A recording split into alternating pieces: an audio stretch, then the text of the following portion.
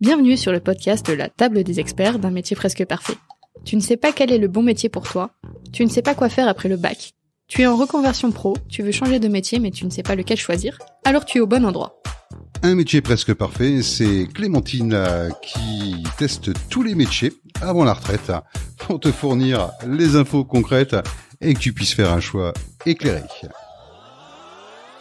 Le podcast, animé par Olivier, est là pour aller en profondeur dans le métier, tout en ayant une mixité et une représentativité. Hommes-femmes, seniors-juniors, salariés indépendants, handicap, mais également aborder la RSE et la formation.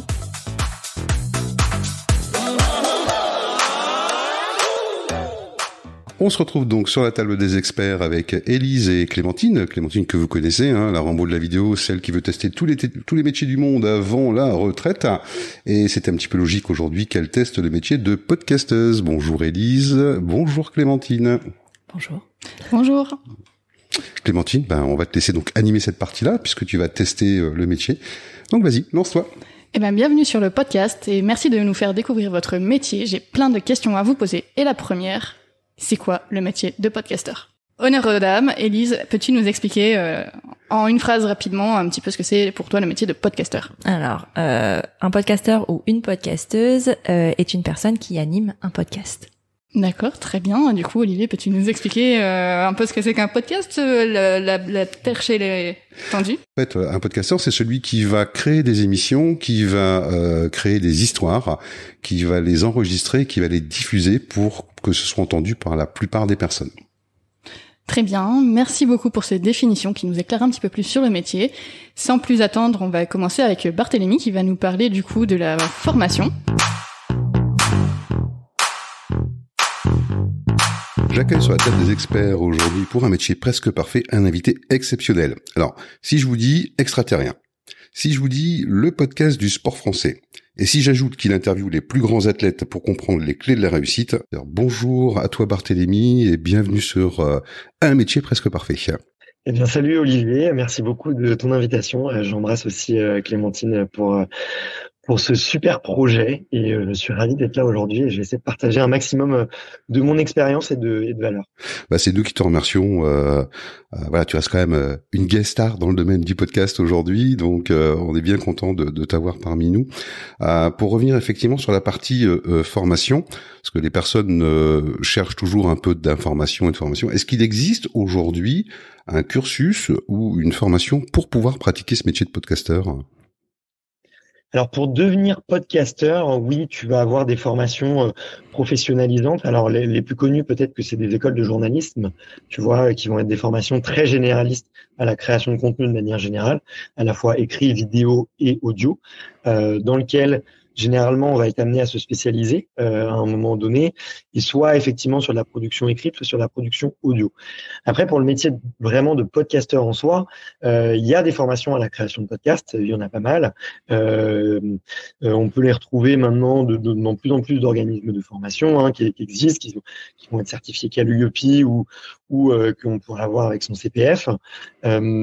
Mais si tu veux, ça reste quand même un métier dans lequel, si on veut en vivre, il faut avoir vraiment un état d'esprit d'entrepreneur et il faut développer beaucoup de choses autour que uniquement la production de son et la production de contenu audio, comme la distribution, la commercialisation de ces contenus. Donc moi, si tu veux, j'ai appris énormément sur le tas en 5-6 ans d'expérience. Et selon moi, aujourd'hui, il n'existe pas vraiment de vraie formation complète pour de quelqu'un qui part de zéro jusqu'à créer un podcast et en vivre. Nous, tu vois, par exemple, chez Extra Bootcamp, on a des petites formations, donc certaines qui vont être pour créer un podcast, d'autres qui vont plutôt être pour en vivre une fois qu'on a déjà créé son podcast, par exemple. Et on est en train de lancer d'autres formations sur comment faire grossir cette audience, comment créer du contenu autour de son podcast, comment créer des podcasts de marque aussi pour d'autres, pour des entreprises. Donc ça, c'est un petit peu notre vision, plutôt d'essayer de découper en micro-métiers, surtout en micro-besoins. Alors micro, ça reste quand même des formations très denses. Il y a plus de 10 heures à chaque fois, beaucoup d'exercices. Mais voilà, pour te répondre, voici un petit peu le paysage qui existe aujourd'hui. Donc en fait, si je comprends bien, aujourd'hui, si on cherche une école mais qui ne se concentre que sur la partie podcast, clairement, il y en a pas, quoi. Ça reste que des options dans des écoles de journalisme ou que des options au niveau montage audio, plus ingénieur du son, des choses comme ça. Mais il n'y a pas vraiment d'école de podcasteurs en France. Ouais, tout à fait, tout à fait. C'est un métier quand même aussi d'indépendant avec une part entrepreneuriale assez importante. Et on se rend compte en France que ce type de métier-là, parfois, n'est pas forcément bien accompagné ou en tout cas bien pris en charge par les écoles qui vont peut-être plutôt former à des métiers très salariés en tout cas et des carrières. Donc c'est quelque chose qui est en train de se développer quand même, on le voit depuis 4-5 ans.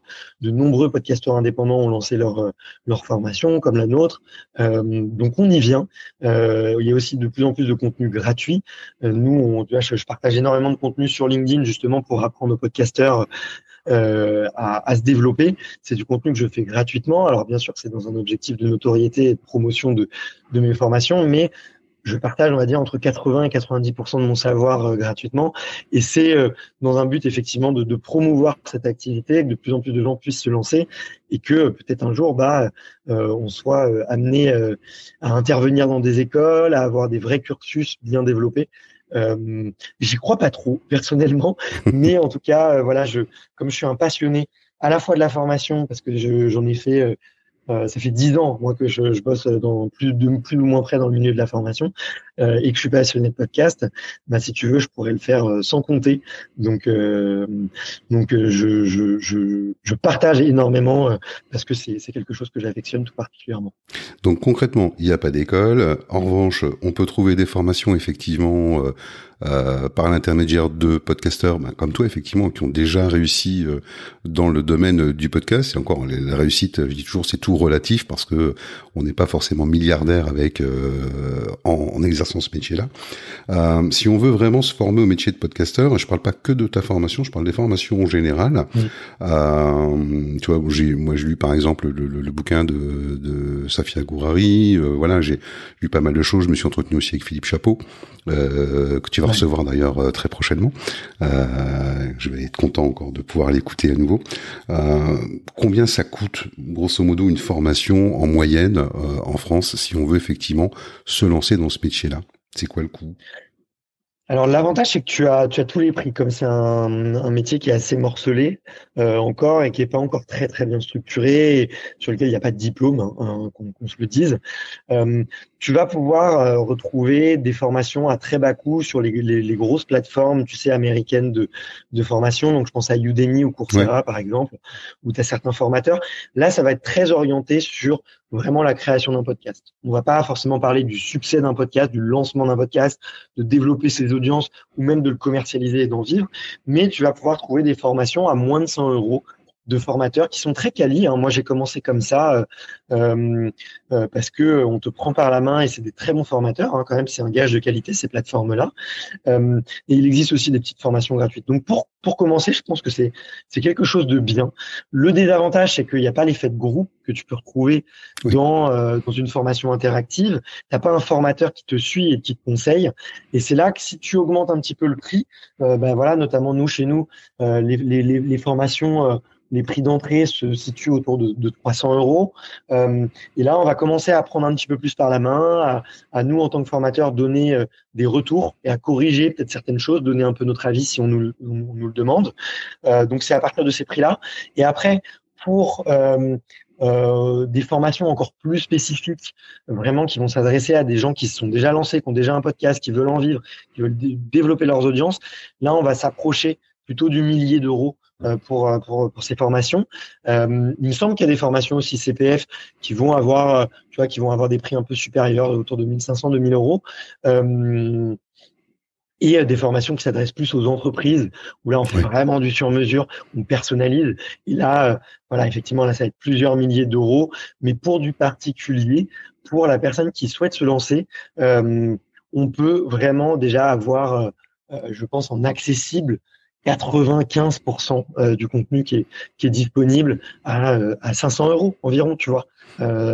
Et moi, je recommande même honnêtement pour les gens qui ont des petits budgets d'aller se tourner vers des petites formations, ou même pour ceux qui n'ont pas du tout d'argent à mettre, il y a beaucoup de contenu sur YouTube et de gens qui partagent gratuitement, un peu comme moi. Alors moi, c'est plutôt sur LinkedIn, mais on peut retrouver du contenu ici et là.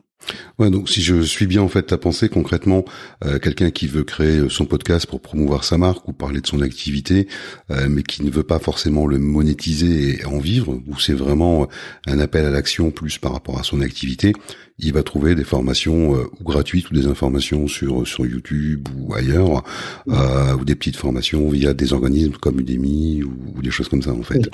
En revanche, quelqu'un qui veut vivre de son podcast, qui veut vraiment en faire un métier à temps plein, faut compter entre 500 et 1000 euros pour démarrer, et bien au-delà, effectivement, si on veut pouvoir monétiser correctement et gagner sa vie. C'est bien ça ? Alors, tu fais bien de le découper comme ça. C'est intéressant d'avoir ton retour. Ce que j'ajoute en plus, c'est aussi le niveau d'accompagnement que souhaite la personne.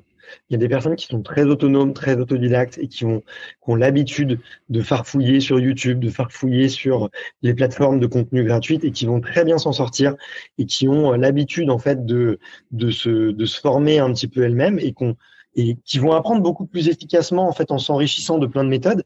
Et il y a d'autres types de personnalités, des gens peut-être qui ont besoin d'être un peu plus pris par la main ou des gens qui ont tout simplement envie d'avoir un retour en fait.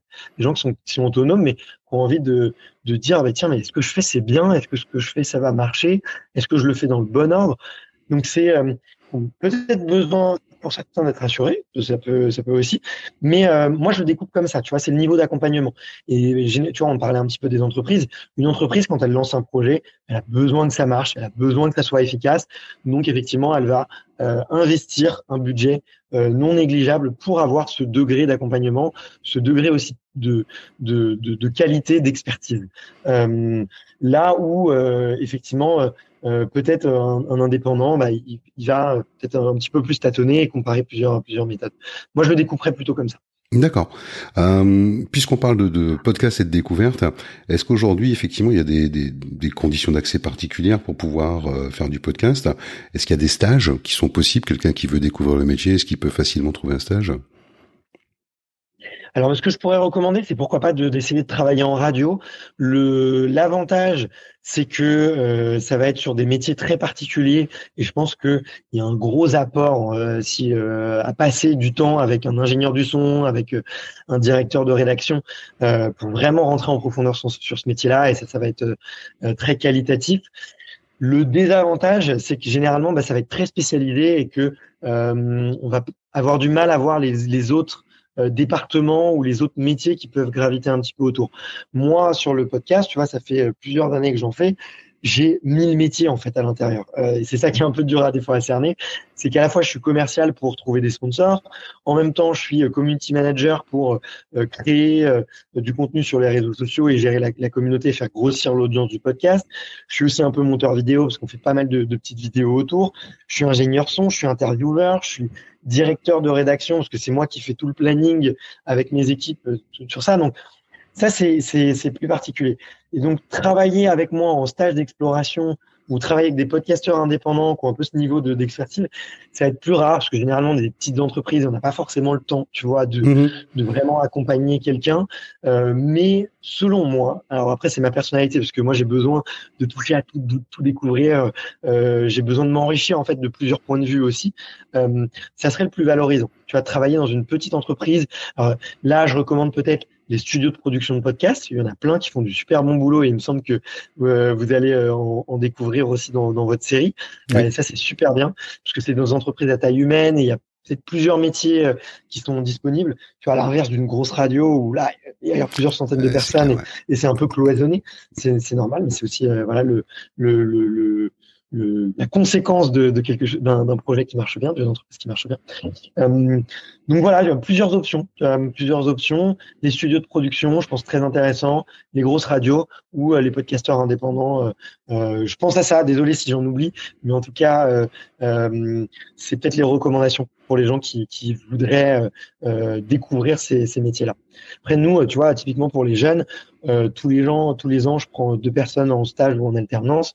Donc on a effectivement beaucoup de gens qui postulent et c'est généralement nous, en tout cas chez nous, on accepte des gens qui ont déjà un petit peu un pied dans la création de contenu de manière générale. Ça va pas forcément être des gens qui ont déjà fait du podcast, mais Tu vois là, notre prochaine alternante, elle a un compte TikTok et Instagram où elle partage beaucoup de vidéos.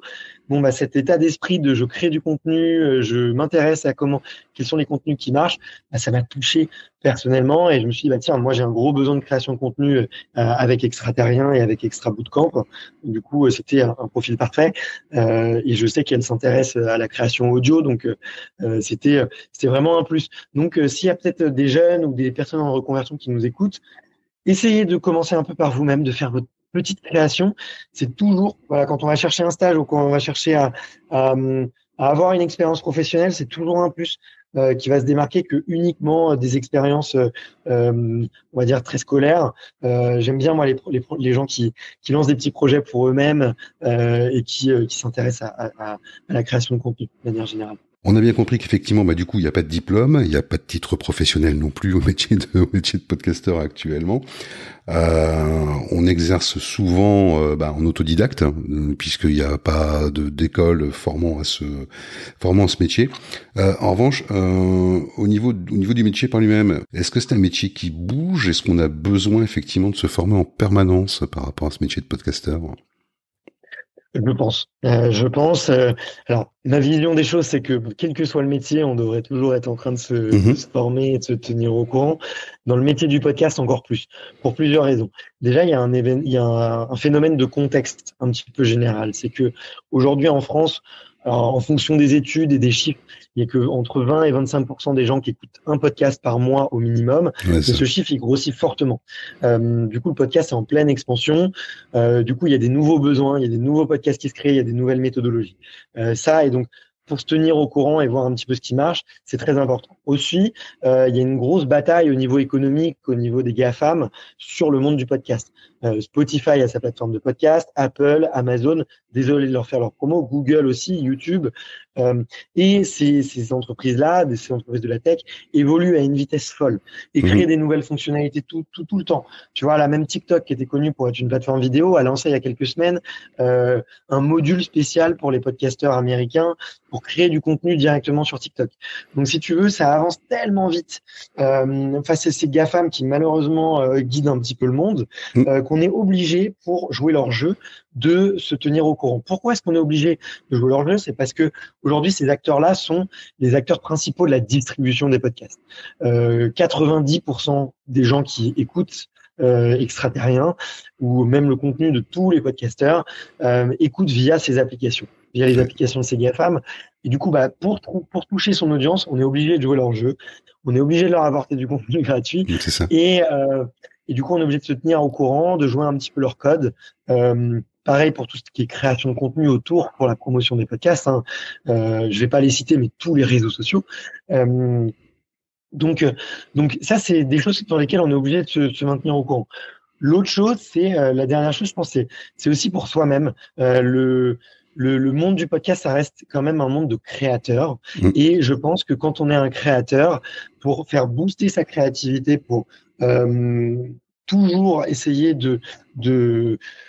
d'aller de l'avant et de créer des choses nouvelles qui vont toujours essayer de plaire, il faut se tenir au courant de qu'est-ce que les auditeurs aiment, parce que l'audience aussi évolue, vu que les plateformes évoluent, les contenus évoluent, les audiences évoluent, et donc soi-même, il faut se tenir au courant, il faut se tenir un petit peu informé, et je pense qu'à titre personnel, ça fait du bien aussi de se renouveler, de tester des nouvelles choses. Pourquoi? Moi, typiquement, avec Extraterrien, ça fait 4 ans et demi que ça dure. Si là je teste des nouveaux formats parce que au bout d'un moment, 4 ans et demi, le cerveau humain, il a besoin de se renouveler, quoi. C'est ça. Donc c'est un petit peu ma vision des choses sur le pourquoi il faut se renouveler sans cesse. Mais écoute Barthélémy, je te remercie pour tous ces nombreux conseils et puis cet éclairage sur la partie formation d'un métier presque parfait. Un vrai plaisir d'avoir pu échanger avec toi. Merci à toi. Plaisir partagé. Merci beaucoup pour tes questions qui étaient toutes très pertinentes. Écoute, on aura l'occasion de se rencontrer rapidement sur Paris, je pense. Merci Barthélémy, à bientôt. Salut, à bientôt.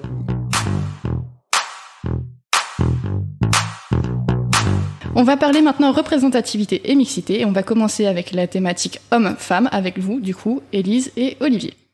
Alors, est-ce que c'est un métier mixte déjà? Est-ce qu'il y a des femmes qui exercent ce métier ou est-ce que ce sont que des hommes? Quelle est la proportion? Est-ce que vous pouvez nous en dire un petit peu plus? Oui, c'est un métier qui est exercé par des hommes et par des femmes, mais à majorité d'hommes, à 63%. 63% des podcasteurs sont des hommes. C'est une représentation qui est à mettre en regard des thématiques qui sont abordées dans les podcasts. C'est-à-dire que dans les thématiques qui vont être business, politique, entrepreneuriat, enfin toutes ces questions-là, ça va être finance aussi, ça va être plus des hommes qui vont animer ce genre de podcast, alors que pour toutes les thématiques société, vie quotidienne, famille, ça va être des femmes. Et je trouve ça assez intéressant parce que c'est le reflet de notre société. En fait, je trouve que l'écosystème du podcast, dans sa représentativité entre les hommes et les femmes, est vraiment le reflet de notre société. Je confirme effectivement. En revanche, moi, ce dont je m'aperçois en fait sur les podcasts qui sont créés aujourd'hui, c'est qu'il y a quand même beaucoup de femmes qui cartonnent clairement en termes de podcasting. Mais il est vrai que les podcasts qui sont créés par des podcasteuses, en général, sont plus effectivement sur des éléments de société. Et effectivement, on va retrouver les hommes plus sur de la finance, sur du business, de l'entreprise, de l'interview. Après, je sais pas si tu regardes vraiment les classements, typiquement sur Apple Podcast, si t'as plus de femmes. Enfin, c'est pas le cas. Il y a des femmes qui cartonnent, mais il y a aussi énormément d'hommes qui cartonnent, et il y a plus d'hommes qui arrivent à en vivre que de femmes. Ouais, là, je suis d'accord avec toi. C'est clair. C'est rigolo parce que j'aurais justement imaginé le contraire, qu'il y avait plus de femmes qui faisaient du podcast. Alors, je sais pas pourquoi, mais je m'imaginais ça, tu vois. Et donc, c'est effectivement bon de savoir qu'il y a il y a quand même une majorité d'hommes encore aujourd'hui, et que bon, on renversera peut-être la vapeur à un moment, hein, mais je pense que c'est ton expérience d'auditrice qui va peut-être te faire penser ça, parce que les femmes écoutent les femmes et les hommes écoutent les hommes. Donc c'est pour ça qu'on a l'impression, quand on est une femme, d'entendre que des femmes, parce qu'en fait on va se rapprocher de ces voix-là qui vont nous parler plus facilement, qui vont être moins brutes aussi, et qui vont être plus adaptées à notre fonctionnement. Et les hommes vont écouter plus facilement les hommes, et ça c'est la société, hein, clairement. Les hommes écoutent les hommes n'écoutent pas les femmes. Je vais te couper, je suis pas d'accord avec toi là-dessus, parce que la plupart des podcasts que j'écoute, c'est beaucoup des podcasts féminins. Ah ouais. Ouais, beaucoup plus que des podcasts masculins. Alors peut-être parce que ce que eux font en termes de podcasteurs, ça me ressemble peut-être un peu trop. Donc, de ce fait, je découvre beaucoup plus de choses auprès de podcasts féminins que j'en découvre auprès de podcasts masculins actuellement. Peut-être que tu es l'exception qui confirme la règle alors. Oui, et puis voilà, c'est ma part féminine en fait qui parle certainement. Oui, alors j'aurais plutôt dit que tu étais un homme moderne plutôt qu'un homme des cavernes, mais on prendra l'argument que tu souhaites. Très bien, merci. Du coup, en termes d'accessibilité au métier, est-ce que c'est discriminant d'être une femme pour y arriver? Est-ce qu'il y a des adaptations à apporter ou des différences dans la façon de fonctionnement? Alors, je ne pense pas qu'il y ait une différence d'accessibilité pour les hommes et pour les femmes. En revanche, ce qui est compliqué à mesurer, c'est que podcasteur ou podcasteuse, c'est un métier très très nouveau. Donc en fait, c'est difficile de jauger. Et je pense que qu'on soit un homme ou une femme, les challenges vont être assez similaires. Notamment, ça va être de se rémunérer, et ça, qu'on soit un homme ou une femme, ça va être un peu compliqué au départ avec le podcast. En revanche, ce qui est sûr, c'est que les hommes ont plus de facilité à aller décrocher des sponsors, par exemple, et être rémunérés pour leur travail dans le podcast, que les femmes. Et ça, je vais me répéter, hein, mais c'est encore une répétition du schéma sociétal, en fait, parce que les femmes sont pas forcément éduquées de la même façon sur leur rapport à l'argent et sur leur rapport à la monétisation. Ouais, moi, je suis tout à fait d'accord avec ce que tu dis. Je préciserai juste une petite chose. Pour comprendre un peu mieux le métier de podcasting, clairement aujourd'hui, on est un petit peu comme à l'ère des radios libres quand elles ont commencé à émettre. Où à l'époque, effectivement, on avait des radios dans des garages, dans des greniers, avec des antennes, où il n'y avait pas vraiment de réglementation, il n'y avait rien en fait autour de tout ça. Et tout a dû être créé. Et c'est ce qui se passe aujourd'hui. C'est en fait le métier de podcasteur, c'est un métier fantastique parce que c'est une réelle aventure. On démarre quelque chose de nouveau et qui commence à prendre en France, alors que dans d'autres territoires c'est déjà bien pris. Franchement, c'est vraiment un beau challenge que de se lancer dans ce métier-là. Oui. Très bien. Dernière question sur la mixité homme-femme au niveau de la vie de famille, de la charge mentale. Est-ce que du coup, il y a une différence entre les hommes et les femmes pour avoir une vie de famille? Est-ce que vous arrivez à avoir une vie de famille, trouver un équilibre vie pro, vie perso, ou est-ce que c'est un métier extrêmement prenant où vous avez le temps de rien? Je pense encore une fois que ça dépend énormément de comment on l'organise et comment on le fait. Moi, j'arrive à avoir une vie famille et je pense que ça n'a rien à voir avec le fait que je sois une femme ou avec un homme. Ça a à voir avec ma vision de la famille aussi et de mon métier, qui est certes podcasteuse, mais qui a plusieurs casquettes. Et je sais pas, peut-être que vous en parlerez ou qu'on en parlera après, mais podcasteuse pour moi m'empêche pas d'avoir une vie de famille et ne change rien à ma charge mentale. J'aurais pu être autre chose que je pense que ça aurait été la même chose. Pour ma part, j'ai pas de souci avec ma vie de famille. Alors, le podcast, faut savoir quand même que ça prend du temps. Les gens pensent souvent que un micro et un ordinateur, c'est bon, et on peut lancer son podcast. Non, c'est pas si simple que ça. Un épisode de podcast, ça peut facilement prendre 7 heures à peu près au total, hein, pour pouvoir avoir quelque chose un produit fini. Après, si j'ai choisi moi ce métier-là, c'est aussi pour préserver ma vie de famille et pour préserver du temps également pour moi. Le podcast aujourd'hui, on peut en vivre de différentes manières. Peut-être que tu nous poseras la question par la suite, mais chacun a une façon de monétiser son travail. Chacun a une approche différente en fait du métier de podcasteur, puisqu'il n'y a pas vraiment, d'école. Enfin, ça, je pense que Bart nous l'a bien fait comprendre quand on l'a eu en entretien. Il y a des formations à droite à gauche par des podcasteurs qui vivent aujourd'hui de leur métier. Mais des formations officielles des écoles, il n'y en a pas aujourd'hui. Très bien. Est-ce qu'il y a du coup un équivalent pour le métier de podcasteur? On a parlé de podcasteuse, on ne dit pas du coup podcastrice. Bah c'est moche en fait. Podcastrice, c'est pas très beau. Moi j'aime pas la sonorité justement castrice. Ça fait voilà, c'est pas fou. Donc non, c'est podcasteuse.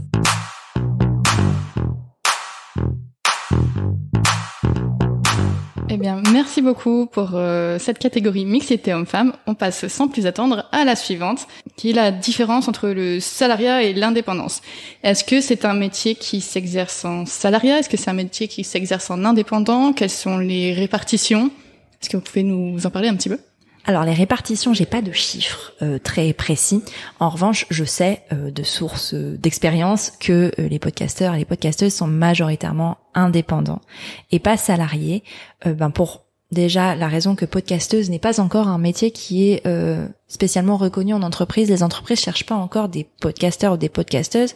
Elles vont chercher des créateurs ou des créatrices de contenu pour un élément marketing. C'est pour ça, je pense que ça va être important aussi de définir qu'est-ce qu'un podcast aussi et à quelle visée on va les utiliser. C'est-à-dire qu'il y a le podcast, moi par exemple j'ai un podcast qui s'appelle Prenons un café, qui est un podcast qui parle de parentalité et qui a une visée informative, qui a vraiment une visée de libérer la parole et qui est quelque chose de propre et qui est mon podcast. Ce podcast, j'arrive à le monétiser via le sponsor. C'est comme ça que ça me rapporte de l'argent. Maintenant, les entreprises utilisent le podcast comme outil marketing, c'est-à-dire qu'elles vont aller se vendre, faire de la publicité via le podcast. Et dans ces cas-là, les entreprises qui vont recruter en interne ou en externe aussi, des freelances, vont recruter des podcasteurs et des podcasteuses pour créer du contenu. Donc il y a vraiment cette ambivalence entre les deux façons de faire. Enfin, il y a d'autres encore façons de faire du podcast aussi. Il y a le podcast en reportage et là, ça va être des journalistes qui vont faire du podcast. Donc il y a vraiment plusieurs intitulés pour un même métier.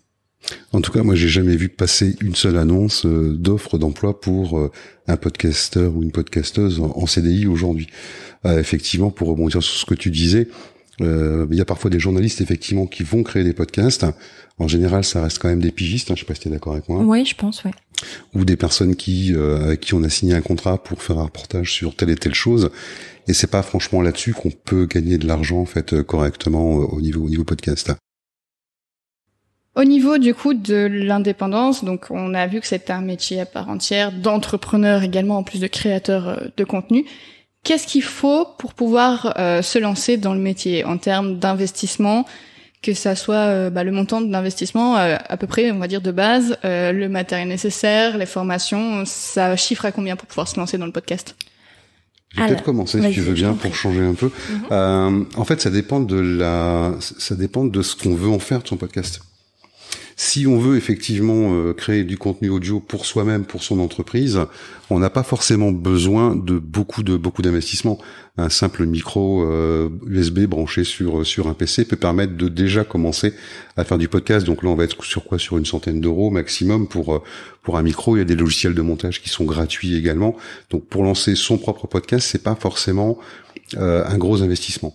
Après, si on veut vraiment aller dans la qualité, le podcast c'est du son. Donc si on veut avoir un bon son, c'est de l'écoute, c'est comme une vidéo où il y a un son de merde, elle a beaucoup moins de chances d'être vue qu'une vidéo avec un bon son. Le podcast, il y a que le son, il n'y a pas l'image, il n'y a pas la vidéo derrière. Donc il faut avoir un son de qualité. Sur un studio par exemple comme celui-ci où on est en train d'enregistrer, grosso modo on est sur un investissement de j'ai envie de dire 700, 800 euros à peu près. Oui, non, mais ça demande pas un investissement fou. Moi, j'ai commencé en achetant un micro bidirectionnel qui coûtait à l'époque moins de 200 euros. Et c'est tout. J'avais déjà l'ordinateur, j'avais déjà, tout ce qui me servait à faire la post-prod. Et puis après, les hébergements de podcast, il y en a des gratuits, des hébergeurs de podcast, il y en a des payants. C'est après un choix, c'est un choix à faire en fonction de ses besoins.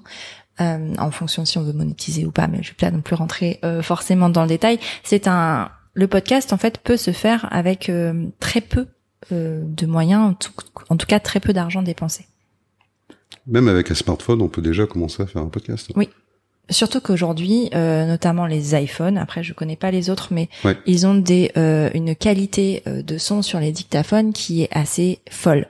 Donc en fait, on peut déjà faire du podcast avec ça. Il y a des journalistes même qui font du micro-trottoir avec leur téléphone. Donc en fait, c'est possible de le faire. C'est sûr que ce sera toujours moins bien qu'un micro, mais en tout cas pour débuter ça le fait et vraiment de toute façon personne n'a jamais réussi quelque chose du premier coup en étant parfait. Donc fait vaut mieux que parfait. Donc si vous n'avez pas forcément les moyens, que vous avez un smartphone et que vous voulez vraiment vous lancer, allez-y en fait. Après bon voilà, on va pas faire de la pub, mais c'est vrai que chez Zoom ils ont quand même pas mal de bons matériels pour démarrer.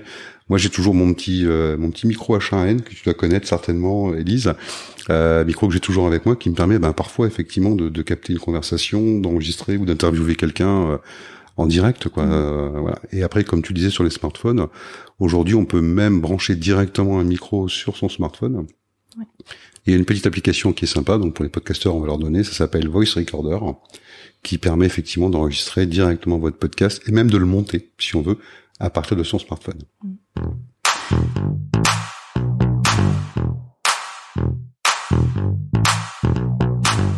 Maintenant, on va aborder la catégorie junior versus senior. Dans cette catégorie, on va parler argent. On va parler argent, quelle est la différence entre quelqu'un qui vient de se lancer et quelqu'un qui a plus de bouteilles? Combien ça gagne? Est-ce que on peut en vivre? Et quelles sont les perspectives d'évolution? L'idée, du coup, c'est de discuter un petit peu de ça ensemble. Dites-moi tout. Ok. Moi, je peux commencer avec la façon de gagner de l'argent qui va être la sponsorisation de podcast. Parce qu'il y a vraiment plusieurs façons de gagner de l'argent avec du podcast. Le sponsoring, ça va être de la diffusion de messages publicitaires en pré-roll, en post-roll ou en mid-roll. Le pré-roll, post-roll, mid-roll, c'est avant l'épisode, après l'épisode ou au milieu de l'épisode. En fait, plus on a d'audience, plus on a d'écoute, plus on va vendre. Parce qu'en fait, on vend le sponsoring au CPM, c'est le coût par 1000. Donc on vend par 1000 impressions. Le prix du CPM, ça c'est propre. On le met un peu comme on veut. En moyenne, il est à 60 € du CPM. Donc après, en fonction des audiences que vous avez, vous calculez. Les plus gros podcasteurs vont augmenter leur CPM parce qu'en fait, ça va être un produit plus luxe. C'est vraiment entre guillemets, vraiment, ça va être l'audience va être tellement plus grande et l'impact tellement plus fort que le CPM va automatiquement augmenter et les audiences augmenteront aussi. Forcément, ça va coûter beaucoup plus d'argent. Donc le podcasteur ou la podcasteuse va être rémunéré plus largement. Moi, je vais en toute transparence, mon CPM il est à 60 €. Je me suis alignée à mon hébergeur qui me propose aussi une régie publicitaire. D'accord. Donc c'est pour ça que je fais mon CPM à 60 € et mes audiences, et je peux les dire en transparence parce que j'ai une newsletter dans laquelle je les expose, mais mes audiences sont entre 30 et 40 000 par mois. Donc on calcule à peu près combien ça peut nous rapporter si on arrive à sponsoriser tous les mois. C'est sûr que c'est plus facile de se dégager un plus gros revenu quand on a plus d'audience. Quand on a 500 audiences et qu'on veut vendre au CPM, c'est pas très avantageux. Et dans ces cas-là, on peut le vendre différemment avec du forfait, parce que on peut être un podcast aussi très très niché qui va parler à une cible très spécifique. Donc en fait voilà, c'est ça pour dire que c'est assez aléatoire en fonction du podcast, de son taux d'audience. Et une audience, ça se construit avec le temps. Donc forcément, plus on va avoir d'années d'expérience de podcast, plus il va y avoir d'audience. Plus on a d'épisodes sur notre podcast, plus il y a d'écoute aussi. Parce que les personnes qui vont découvrir notre podcast au 50e épisode, s'ils l'aiment, ils vont peut-être écouter les 50 précédents. Donc ça va faire, c'est exponentiel en fait. Ça. On peut pas perdre en audience sur un podcast. Enfin, c'est toujours sur une montée. Alors si quand on publie pas d'épisodes, bien sûr que les audiences baissent, mais c'est quand même assez compliqué. Enfin, c'est très peu probable de baisser en audience. Donc plus on va publier, plus on va faire grandir son podcast, plus on va communiquer autour, plus on va avoir une possibilité de rémunération avec le sponsoring. Après, je suis d'accord avec toi, il faut de la régularité dans les publications pour arriver à obtenir pas mal d'audience et augmenter son audience au niveau des podcasts. J'avais regardé des statistiques, puisque je travaille également avec Philippe Chapeau, Podcast Magazine, que tu dois connaître certainement. Et lors du dernier podcast tour qui a eu lieu à Lille au mois de mai, c'est le 31 mai de cette année, Philippe nous faisait part de statistiques où on était complètement effarés. C'est-à-dire qu'un podcast aujourd'hui, un épisode de podcast qui fait 40 écoutes, fait partie des 50% des meilleurs épisodes de podcast en France. Il y a très peu en fait de podcasteurs qui durent également dans le temps. C'est ce qu'on appelle le podcast. Je me souviens plus du nom, mais enfin voilà, c'est grosso modo, c'est le nom, je l'ai plus en tête. Mais il y a beaucoup de podcasteurs qui vont s'arrêter au bout du 10e, 11e ou 12e épisode et qui n'iront pas plus loin en fait. Parce que c'est très compliqué en fait de créer une audience et c'est très compliqué de monétiser en fait un podcast. Alors, je suis content qu'Élise arrive déjà à en vivre. Moi, j'en suis pas encore là. Moi, j'arrive pas à en vivre du tout de mon podcast. Je travaille sur 2 émissions, comme disait ma grand-mère, où là, effectivement, c'est plus une émission grand public qui s'adresse un peu à tout le monde. Où là, je vais chercher du sponsoring, un peu différemment de ce que toi tu fais. C'est-à-dire que je vais pas partir forcément sur du coup au 1000. Le CPM, je le mets, ce sera un plus pour moi. Ce que je veux vraiment, c'est chercher un sponsor. C'est vendre l'épisode. Mm-hmm. C'est-à-dire que l'épisode lui appartient. Donc, je vais vendre l'épisode. Je ne sais pas encore le montant, ça va dépendre un petit peu de comment ça prend d'ici 2-3 mois, comme disait ma grand-mère. Mais l'objectif, c'est qu'il achète l'épisode lui appartient à vie. Donc clairement, c'est pas de se dire voilà, suivant le nombre d'écoutes, je vais payer plus ou moins mensuellement. Non, c'est achète l'épisode et l'épisode il t'appartient, voilà, mais c'est autant l'épisode quoi. Alors quand tu dis t'appartient, c'est-à-dire en termes de publicité. En termes de publicité, c'est-à-dire que si je prends par exemple, comme disait ma grand-mère, si dans 5 ans, il y a quelqu'un qui écoute l'épisode numéro 10, 12, 13 ou 14 parce qu'il vient de découvrir la série et qu'il a adoré et qu'il revient en arrière, ce que disait Élise en fait, on peut avoir qu'une audience exponentielle, ce sera tout bénéfique en fait pour le sponsor. Mais pas pour le podcasteur. Pas pour le podcasteur, je suis d'accord avec toi, mais en revanche, ça permet aussi de pouvoir monétiser un peu plus rapidement et ça permet aussi surtout de faire rentrer du cash quand même très très vite en fait sur une saison complète, parce qu'on a besoin aussi d'en vivre, on a besoin aussi de pouvoir payer nos factures comme tout le monde, y a pas photo. Et sur l'autre partie en fait, sur le grill, là c'est plus ce que j'appelle moi du marketing audio en fait, où là je propose aux entreprises de communiquer différemment à travers un podcast qui leur est dédié. Et en fait, ils sont pas invités sur un podcast, c'est vraiment leur podcast. C'est sous forme d'émission pour rendre la chose un peu plus conviviale, mais ils payent en fait pour ça. Ils payent pour ça, ils vont obtenir effectivement pas mal d'outils et pas mal de conseils pour pouvoir diffuser leur podcast auprès de leur clientèle, mais ils payent comme ils paieraient une plaquette commerciale, comme ils paieraient une émission de radio, comme ils paieraient une vidéo, quoi. Je veux dire, à un moment donné, c'est aussi un outil marketing fantastique. Et puis ça fonctionne bien parce que du coup, effectivement, je suis passée sur le grill dans ton émission. Ouais. Et pas plus tard que ce matin, j'avais un message d'une personne qui l'a écouté, qui a dit que ça permettait de bien comprendre le métier sans s'embêter à aller chercher des informations à droite à gauche sur le net. Donc ça permet de tout centraliser et c'est une bonne com. Merci. Et j'ai eu une émission qui fonctionnait avec le même système. C'était la Maison du Père Nolil, qui était un calendrier de l'Avent audio qui mettait en avant les commerçants lillois pendant la période de Noël. Donc vraiment, l'idée c'était un épisode par jour de 5 minutes pour mettre en avant un commerçant, pour inciter les consommateurs à consommer le local pendant la période de Noël. La première saison, je l'ai faite bénévolement, c'était pendant le Covid. L'idée c'était vraiment de les mettre en avant pendant une période qui était compliquée, et la deuxième saison je l'ai intégralement monétisée, c'est-à-dire que chaque participant a payé sa place sur la Maison du Père Nolil, et ça a hyper bien fonctionné. Comme quoi, tu vois, c'est ce qu'on disait tout à l'heure, ce que disait Élise tout à l'heure. Il y a plein, en fait, il y a pas un modèle de podcast, il y a pas le podcast, c'est pas un métier bien défini, quoi.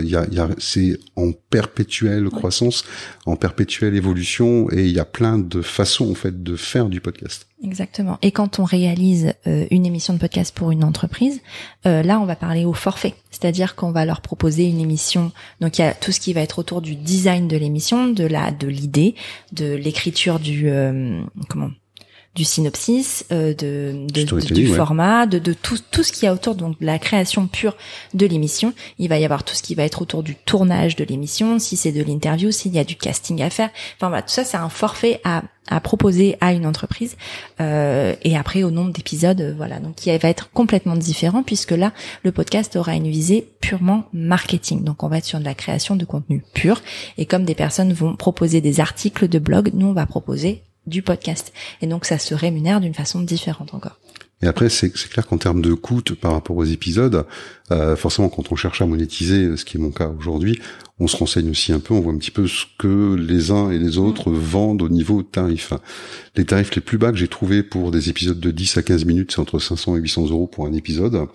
Et là, dernièrement, j'ai vu c'est une grosse boîte de prod, par contre, qui fait également, qui va s'occuper de balancer sur les réseaux sociaux, d'alimenter, etc. Il demande quand même 20 000 euros pour 10 épisodes. Donc, en fait, le podcast, c'est tellement, pourquoi je parle de cette différence-là? C'est suivant l'approche de chacun et les services qu'il va proposer. En fait, il n'y a pas un prix, établi, quoi. On sait que une bière sur l'île, ça vaut entre 4 et 10 euros suivant l'endroit où on va aller la boire. Un podcast aujourd'hui, un épisode de podcast, ça vaut minimum mais vraiment minimum 500 euros. Ça, c'est vraiment le mini de chez mini, mais ça peut monter jusqu'à 2000 euros pour un épisode. Mais ça dépend de la structure qu'il a produit. Si c'est quelqu'un en freelance et dont les charges sont limitées, forcément le prix va être plus bas. Si on fait appel à un studio qui a énormément de charges en termes de personnel, en termes de matériel, enfin ça va être forcément différent. Mais c'est pour ça, bien définir son envie en tant qu'entreprise de comment on veut communiquer, quel budget on veut mettre. Ça veut pas dire que les indépendants sont moins bons que les studios. Ça veut surtout dire que c'est une façon différente de travailler. Ça marche. Je suppose que le prix aussi dépend du coup de la communauté, exactement, de l'audience, de la niche ou non niche sur laquelle vous êtes positionné.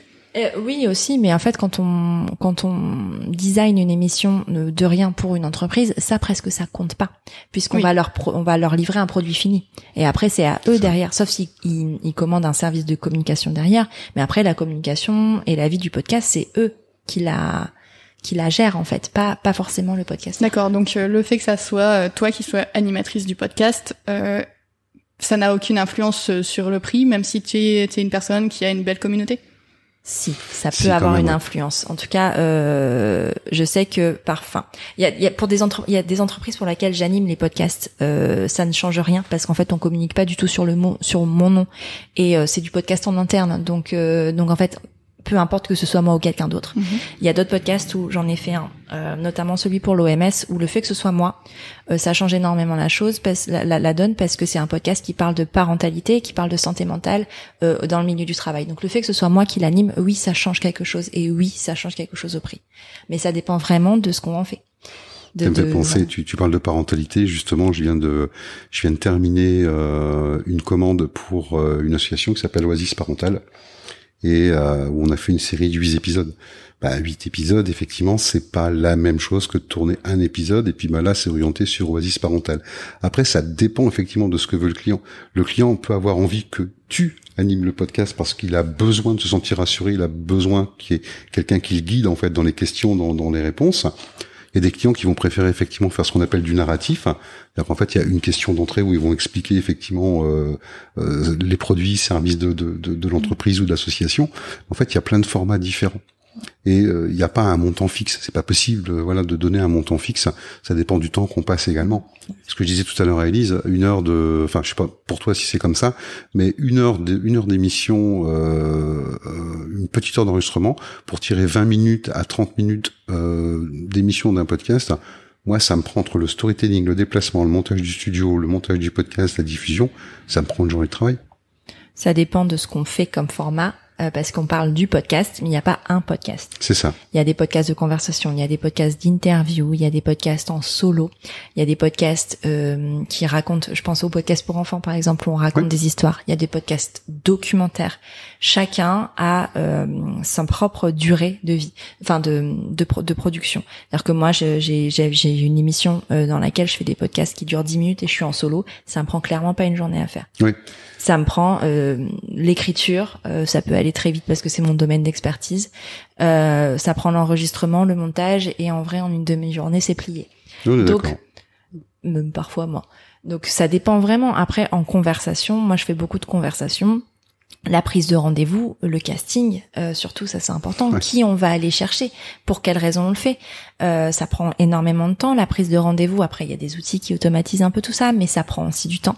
Le déplacement, comme tu le disais, l'enregistrement et après la post-production. Moi j'ai fait aussi le choix de déléguer beaucoup de montage et de mixage parce que ça me coûte moins d'argent de déléguer que de faire moi-même, parce que il y a des experts pour ça, des ingénieurs du son qui font ça très très bien, qui donnent un résultat plus qualitatif que moi ce que je peux produire et qui prennent moins de temps pour le faire.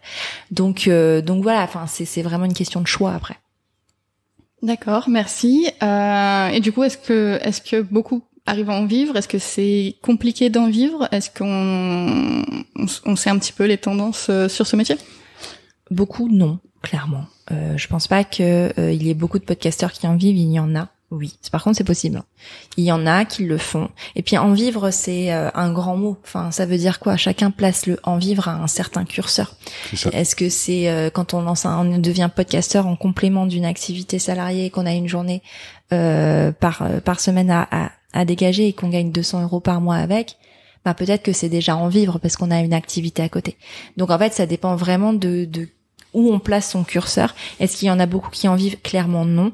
Podcasteur, avant d'être un métier, c'est surtout une passion, en fait, je pense.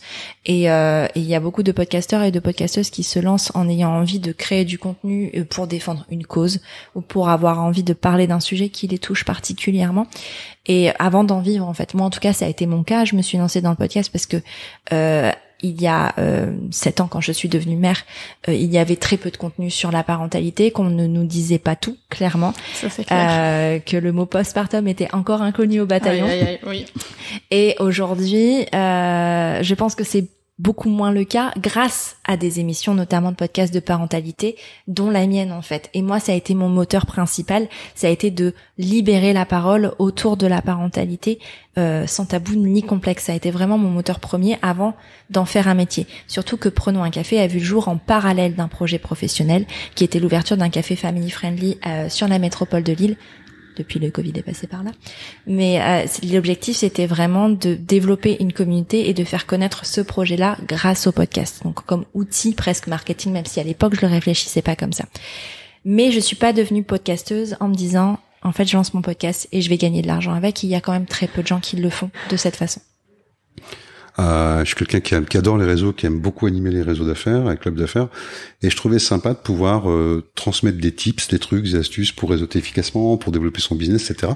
J'ai créé ça sans forcément penser à le monétiser, en fait, monétiser à l'époque. Et je me suis pris au jeu, quoi. Je peux plus, quoi. Si demain je peux pas enregistrer un truc, si demain je peux pas monter du son, si je peux pas voir des gens, les découvrir, etc., mais je vais être malheureux, quoi. Donc j'ai besoin de vivre de ce podcast parce que c'est au-delà d'un métier, en fait. c'est une passion, quoi, faut être clair. Hein. Et on devient vite addict, clairement. T'as raison quand tu dis ça. En tout cas, moi, c'est vraiment ce qui a changé dans ma vie depuis 4 ans. Ça fait un peu plus de 4 ans que je fais du podcast, c'est de rencontrer énormément de gens. Moi, ma vie a littéralement changé grâce au podcast. Au-delà de l'aspect financier, j'ai un réseau professionnel et personnel qui s'est développé, mais d'une manière... En fait, je pense que vraiment, je vois pas comment ça aurait pu être possible autrement. J'ai rencontré énormément de gens. Je sais que ce que je fais, en plus, c'est hyper gratifiant parce que ça aide concrètement des gens. Et ça, en tant que valeur personnelle, et quand on se regarde dans le miroir, c'est très agréable d'avoir ce genre de vision, de dire, en fait, j'ai sorti ça, et en fait, une personne m'a envoyé un message et m'a dit que ça l'avait vachement aidé. C'est génial, c'est hyper gratifiant, au-delà de la dimension financière. Après, maintenant, la dimension financière est importante parce que on ne vit pas d'amour et d'eau fraîche, et ça serait si chouette si c'était le cas, mais ce n'est pas le cas. Mais en tout cas, se lancer dans le podcast comme ça, from scratch, de rien, en se disant on va en vivre, c'est compliqué. C'est compliqué, c'est vraiment compliqué, et on n'est pas là pour mentir, tu vois, pour dire, on est là pour dire la vérité. Oui, c'est compliqué. Maintenant, on peut utiliser, c'est possible, et on peut utiliser le podcast à plein de plein de façons, et devenir podcasteur au sein de son entreprise, au sein de plein de choses en fait, pour développer, pour gagner en réseau. C'est le réseau, développer son réseau professionnel grâce au podcast, c'est extraordinaire. C'est un outil extrêmement puissant. Donc voilà quoi. Donc, si on veut conclure, si tu veux te lancer dans le métier de podcasteur en partant de rien, il faut tout de même avoir un projet bâti, concret et différenciant pour réussir à créer une communauté et derrière aller vendre ton projet. C'est ça. C'est sûr que si tu parles de la reproduction des fourmis sur 52 épisodes, il y aura peut-être des gens intéressés, ça va être très niché. Alors si c'est scientifique, ça peut être sympa, mais si c'est juste pour rire, effectivement, tu feras rire ton entourage et les gens qui suivent un petit peu, mais ce sera difficile d'en vivre. En fait, quand tu crées un podcast, il faut savoir aussi à qui tu parles. Voilà. Il est fait pour qui le podcast? À qui tu parles? À qui tu t'adresses? Qu'est-ce que tu vas apporter aux personnes? Est-ce que tu as envie de leur apporter? T'as envie de quoi? De les distraire? Moi, c'est ce que je fais, comme disait ma grand-mère. T'as envie de leur permettre de se faire connaître? C'est ce que je fais avec Sur le Grill. T'as envie de donner des trucs, des astuces? C'est ce que je fais avec Réseau T'es Malin. Donc voilà, il y a une multitude de possibilités. Ça dépend du public à qui tu veux t'adresser. C'est ça. Et surtout, faire un podcast sans en parler à personne, ça sert à rien. Donc en fait, faire un podcast, oui, mais apprendre à communiquer surtout. Parce qu'en fait, vous allez lancer un podcast et peut-être que votre famille va écouter, vos amis vont écouter, mais ils vont écouter le premier épisode surtout. Ils écouteront pas les autres. Ils vont écouter pour vous encourager au départ. C'est ça. Ce qui va être intéressant, c'est d'aller chercher les autres personnes. Donc en fait, au-delà de faire un podcast, il faut comprendre que faire un podcast, c'est surtout communiquer. Donc c'est utiliser les outils de communication. Si vous attendez que les applications d'écoute soient ceux qui vont vous amener de l'audience, vous avez faux. C'est vraiment vous, à force de répéter que vous faites un podcast, que vous avez un podcast, dans n'importe quel milieu, d'ailleurs, ça peut être en repas de famille, ça peut être à la machine à café, au bureau, ça peut être n'importe où. Dites toujours que vous faites du podcast et puis investissez les réseaux sociaux. C'est quand même assez magique d'avoir ces outils-là de manière gratuite. Je suis d'accord, faut en parler tout le temps. C'est pour ça que aujourd'hui, je retourne aussi sur un format papier, avec des cartes de visite carrées pour qu'elles soient un petit peu différentes. Avec un QR code. Avec un QR code derrière. Oui, ça permet d'avoir la cover en fait, donc la couverture de l'émission d'un côté, et de l'autre côté d'avoir le QR code pour aller écouter les podcasts en fait, les émissions qui ont été produites. Et ça prend pas beaucoup de temps parce qu'il suffit de tendre la carte de visite à quelqu'un en disant je fais du podcast. Regarde, va là-dessus. Comment ça marche? Je sais pas. T'as un smartphone. Vas-y, flash. Tu vois, hop, t'arrives directement sur l'émission. Tu vois, en haut à droite, il y a un petit truc, c'est marqué s'abonner. Abonne-toi, comme ça, tu rateras rien. Et puis je te laisse écouter, puis me mettre un commentaire. Et c'est une super technique parce que pour le coup, tu as donné la carte à ma tante qui a scanné le QR code, alors qu'elle ne sait pas utiliser un scanner de QR code. Donc je lui ai expliqué comment faire, et elle est tombée directement dessus, alors que sinon elle serait pas du tout allée le chercher parce que flemme d'aller chercher, elle sait pas comment fonctionne les réseaux, etc. Et elle a écouté, elle a adoré, elle a dit qu'elle était super fière de moi. Et du coup, quand tu reçois derrière tout l'amour des personnes qui t'écoutent, ça fait chaud à son petit cœur, clairement. Carrément. Donc podcaster, oui, mais surtout apprendre à communiquer. Merci pour cette super conclusion. Je vais redonner la main à Olivier pour l'animation sur les 2 dernières catégories, puisque je vais être l'intervenante sur le RSE et le handicap.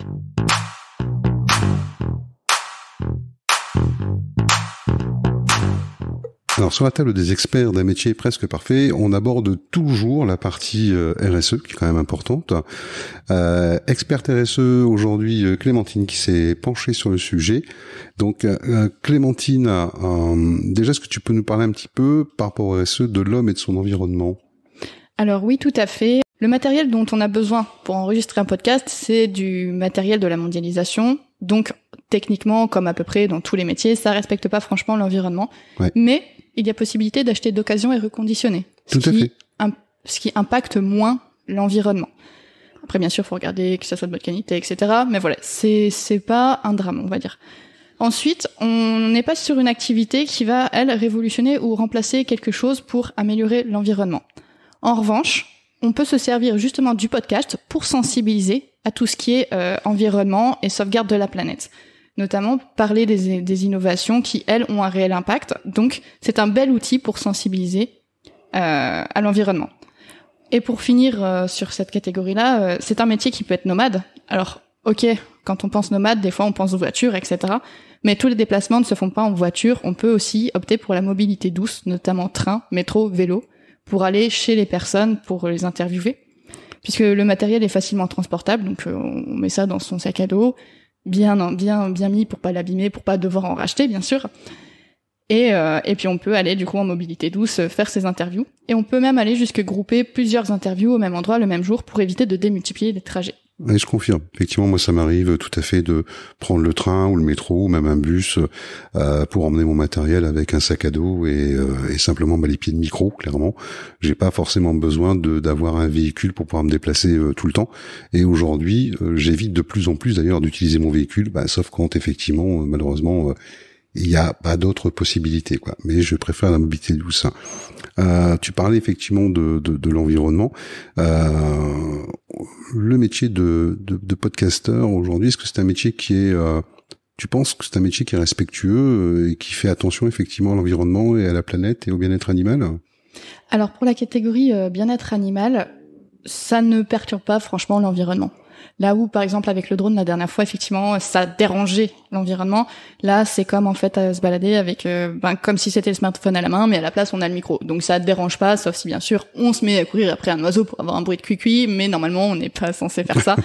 La plupart du temps, on aime le silence pour pouvoir enregistrer un podcast. On aime qu'il n'y ait pas de personne qui papote à côté. On aime qu'il n'y ait pas de bruit dans le jardin, que ce soit les oiseaux ou la tondeuse du voisin, et qu'il n'y ait pas de vent. Donc, en général, on va pas trop aller en extérieur, sauf si on part sur du podcast en pleine immersion, où justement, là, on va dehors, parce qu'on aime bien les petits bruits de cuicui, mais on va pas déranger l'environnement. Ouais, je suis bien d'accord avec toi. Ça m'arrive aussi d'enregistrer des podcasts en extérieur, dans des forêts, où c'est quand même assez sympathique. En fait, c'est un environnement complètement différent pour les personnes. Elles s'attendent pas à ce que on puisse avoir un studio mobile et s'installer sur une petite table pour déjeuner le midi, et en même temps, pourquoi pas enregistrer son podcast sur place. Mais ça, bon, c'est vraiment très spécifique, hein. Autre chose que je voudrais voir également avec toi au niveau RSE, c'est ce qui va comporter également toutes les inclusions sociétales. Tu peux nous en dire un peu plus à ce niveau-là? Alors, le métier de podcasteur est accessible à tous. Alors, comme on l'a dit avant, bien entendu, pour en vivre, il faut vraiment réussir à se donner à fond. Mais c'est accessible à tous, peu importe le quartier d'où on vient, peu importe ses origines, peu importe son histoire et peu importe son compte en banque. Puisque, comme on l'a dit précédemment, on peut commencer juste avec son smartphone et éventuellement un micro-cravate ou même le dictaphone directement du téléphone. Tout à fait, ouais. Sous réserve qu'il soit bon, comme on disait avec l'iPhone. Enfin, je pense que le Pixel 7 Pro que j'ai est pas dégueulasse non plus, mais bon.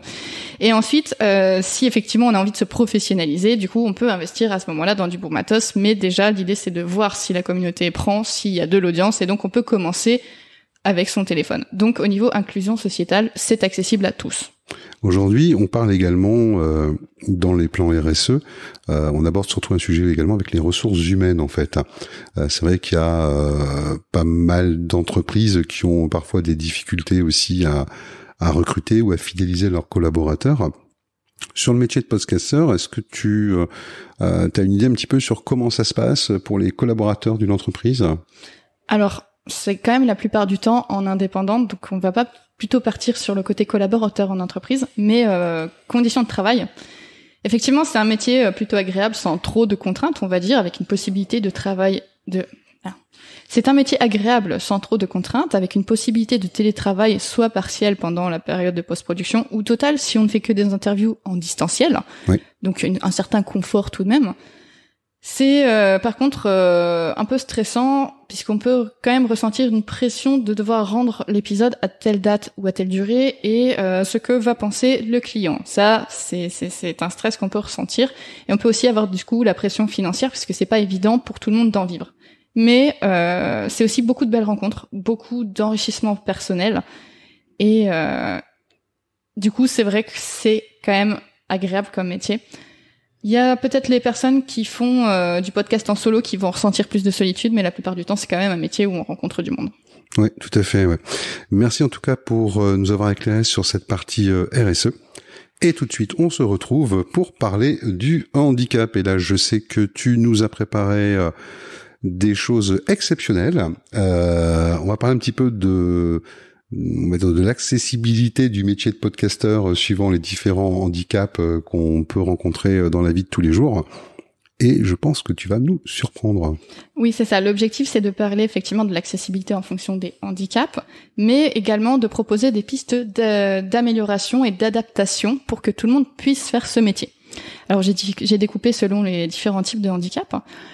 On va commencer par les troubles moteurs. Les troubles moteurs, ce n'est pas un obstacle pour être podcasteur, sauf si effectivement on a l'impossibilité d'utiliser ses mains, puisque c'est utile pour appuyer sur les boutons de l'enregistreur, et aussi pour tout ce qui est le montage. Mais il y a des adaptations. On peut déléguer le montage. On peut faire ça en binôme pour l'enregistrement. Par exemple, si on a un invité, c'est l'invité qui peut appuyer sur le bouton. On lui explique, appuie sur tel bouton et puis il le fait.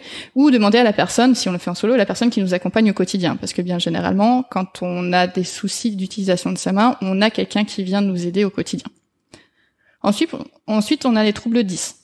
Pareil, c'est pas un obstacle. Si on est dyslexique, faut juste penser à ne pas écrire son discours à l'avance et plutôt partir sur du spontané et de l'impro. Ça sera beaucoup plus simple et il y aura pas ce stress de devoir lire. Et justement, ça permet à ces personnes de pouvoir s'exprimer sans le stress de devoir lire son discours. Ça réduit également les inégalités sur l'orthographe puisque c'est à l'oral en fait. Donc pour les troubles 10, allez-y clairement, faites-vous plaisir. C'est un super moyen de communication et c'est un super métier. D'autres handicaps également qui pourraient faire ça ? Oui, bien sûr. Après, on a les troubles auditifs. Je pense que c'est peut-être le plus compliqué, mais qui permet aussi d'avoir des adaptations, puisque comme c'est du son, il faut pouvoir avoir du son, et il faut pouvoir entendre le son. Donc, ça va dépendre du degré du trouble. Si la personne oralise, on peut enregistrer, il n'y a pas de souci, puisqu'on va avoir sa voix. Si elle oralise pas, c'est déjà plus compliqué, il faut éventuellement penser à avoir quelqu'un qui va traduire et qui va s'exprimer pour la personne. Si elle oralise, mais qu'il y a de la surdité, le binôme ou l'invité, s'il s'est signé, il peut communiquer avec la personne, mais on peut aussi avoir, du coup, ce que je disais, un signeur, quelqu'un qui va venir traduire en langue des signes ou qui va prêter sa voix pour la personne. Pour le montage, par contre, effectivement, c'est nécessaire d'entendre ce qu'on a enregistré pour pouvoir le monter. C'est et donc mieux. là, on peut partir sur de la délégation. Bien sûr. Délégation pour le montage. Après, on a tous ces troubles visuels, ça va être la même problématique sur le montage que pour les troubles auditifs. Donc là, clairement, il faut déléguer, c'est beaucoup plus simple. Mais ça n'empêche pas d'enregistrer, de pouvoir être podcasteur en ayant des troubles visuels. Tout à fait. Après, même pour revenir sur ce que tu disais par rapport aux troubles visuels, aujourd'hui, même en étant non-voyant ou malvoyant, on entend quand même ce qui se passe à travers un casque. Les touches d'un enregistreur sont pas très compliquées à trouver quand on a expliqué une première fois. Donc il y a tout à fait effectivement la possibilité de le faire. Et pour rebondir sur ce que tu me disais, tu me parlais des personnes qui sont, on va dire, muettes, pour être clair, ou qui ne peuvent pas s'exprimer oralement. Même là, elles peuvent quand même créer des podcasts, parce que tu vois, en fait, on parlait tout à l'heure de storytelling, etc. Tu peux très bien créer un storytelling pour une entreprise, faire dire les questions à l'entrepreneur, l'enregistrer derrière et le monter toi-même, en fait. Donc t'es pas obligé non plus forcément de pouvoir donner ta voix ou prêter ta voix en fait au podcast. Effectivement, c'est une piste à laquelle j'avais pas pensé et qui est très intéressante. Il nous reste encore quelques petits troubles à voir. On a les troubles psychiques et l'autisme. En fait, le podcast, ça va permettre de prendre la parole justement en petit comité, de pouvoir s'exprimer sans avoir un gros auditoire devant soi et de faire entendre sa voix quand même, sans être en contact forcément direct avec les personnes. Soit on peut le faire en solo, où ce sera du podcast informatif par exemple. Soit on le fait en interview, mais on va faire des rendez-vous de découverte avec les personnes qu'on va interviewer. On va les rencontrer en amont, on va apprendre à se connaître, on va briser la glace, et ce qui va permettre de se mettre en confiance et d'être beaucoup moins angoissé et stressé du coup lors de l'enregistrement. Je suis bien d'accord. Bien d'accord là-dessus. Juste je rebondis 30 secondes sur ce que tu dis au fur et à mesure, mais quand on est timide ou également quand on a des troubles de personnalité, on ne voit pas les personnes. On peut enregistrer à distance, donc on n'est pas visible entre guillemets, quoi. Il y a vraiment que le son, c'est comme si on passait un coup de téléphone en fait, pour simplifier la chose, pour donner une image. Ou même quand on enregistre son propre podcast, aujourd'hui c'est une possibilité de communiquer et de dire des choses qu'on n'oserait peut-être pas forcément dire en public au départ. Oui, tout à fait. Par exemple, si on a des TOC ou je sais pas, alors c'est pas forcément dans le thème du handicap, mais si on a des TOC, de toujours remettre ses cheveux ou des gestes compulsifs, tant qu'ils font pas de bruit, bien sûr, parce que sinon ça on entend à l'enregistrement. Tant que ça ne fait pas de bruit, on ne les voit pas. Donc en fait, au final, t'as juste la personne avec qui tu es quand tu fais l'enregistrement qui le voit, et si la personne est tolérante et ouverte, il y a aucun problème, clairement. Bon, à part la tourette verbale. Oui, mais alors ça c'est la magie du montage derrière où tu peux couper les. C'est ça. Ou mettre des bips à ce moment-là, puis ça permet de garder l'authenticité quand même de la personne, puisque si elle est comme ça, mais écoute, ma foi, on va pas couper tout. Autre handicap dont tu veux nous parler également? Oui, on va finir sur le TDAH, donc le trouble déficit de l'attention avec l'hyperactivité, et donc aussi l'hyperactivité sans le TDA. Là, je recommande du coup de faire des petits pense-bêtes, soit d'imprimer, soit d'écrire sa liste de questions, ou de se faire des post-it avec des thématiques pour ne pas oublier ceux dont on a envie de parler. Et pour le côté hyperactif, on peut enregistrer debout. Il faut juste rester à bonne distance du micro pour que le son soit bien capté, et éviter de jouer avec des choses bruyantes dans ses mains, que ça soit des bics 4 couleurs. Un truc comme ça, par exemple. Voilà, un ça. Petit bic. C'est excessivement agaçant, ou tous les petits trucs qui existent justement pour occuper ses mains. Juste, on fait une pause 5 secondes, on les range, on les laisse dans le sac, c'est comme le smartphone, et puis on enregistre, et puis après, on se refait plaisir. Tout ça pour dire que peu importe son handicap, il n'y a pas d'incompatibilité pour exercer ce métier, mais au contraire plein d'adaptations. Merci Clémentine pour ces éclairages sur le métier de podcasteur, ouvert également aux personnes qui ont un handicap. C'est un métier qui leur est totalement ouvert, et Clémentine et moi-même, on se tient également à votre disposition. Si vous voulez en parler, ce sera avec une grande joie. Merci à toi. Merci beaucoup Olivier. Merci à Élise et Barthélémy pour leur intervention sur la table des experts autour d'un métier presque parfait, qui était animé aujourd'hui par Clémentine dans sa mission de tester tous les métiers avant la retraite. Vous trouverez tous les liens dans le descriptif de ce podcast pour découvrir nos invités. Le lien vers leur podcast, leurs réseaux sociaux et leur site internet. Cet épisode vous a plu, on vous invite à laisser un commentaire et 5 étoiles sur Apple Podcasts, Spotify ou votre plateforme d'écoute préférée. Et surtout, partagez-le sur vos réseaux sociaux. Des difficultés de recrutement, un métier méconnu, on vous invite à prendre contact avec Clémentine pour lui faire tester votre métier et profiter d'une forte visibilité avec ce format marketing unique d'un métier presque parfait. Et si vous souhaitez découvrir un métier en particulier, contactez-nous. On vous prépare un bonus avec l'intégralité de l'interview de Barthélémy, et surtout pour ne pas le rater, abonnez-vous à la table des experts. Prochain rendez-vous avec un nouveau métier que va tester Clémentine. À votre avis, quel sera ce métier ?